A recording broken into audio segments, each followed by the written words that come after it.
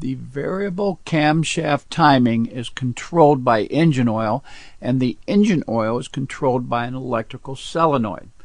Now, if we look it up in a dictionary, the solenoid is an electrical device that changes electrical energy into mechanical energy. But when we look at it, it's really just a long piece of wire wrapped around an iron core. And if you remember, the iron core never goes bad. We're talking about a long piece of wire, power on one side, ground on the other. We use the iron core and electricity flowing through the solenoid in order to create a magnetic field. So we have B plus on one side and ground on the other, and the current actually just simply flows through it.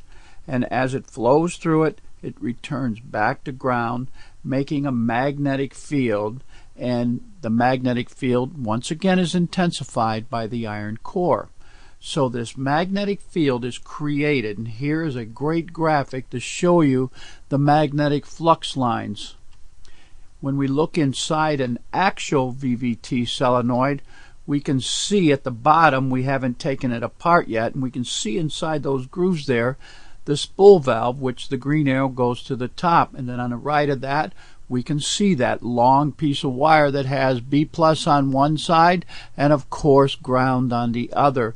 When we look at this spool valve, we can see that it moves back and forth, and that's done with a spring and magnetic force.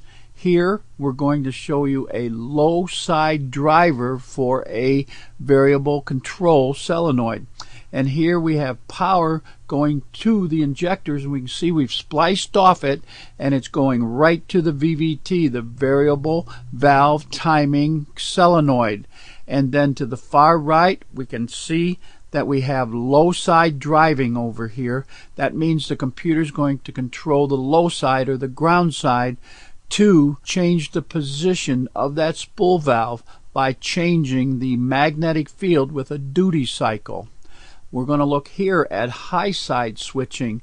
The ground side is hardwired to the solenoid, and it's the power that is switched on and off to create the magnetism.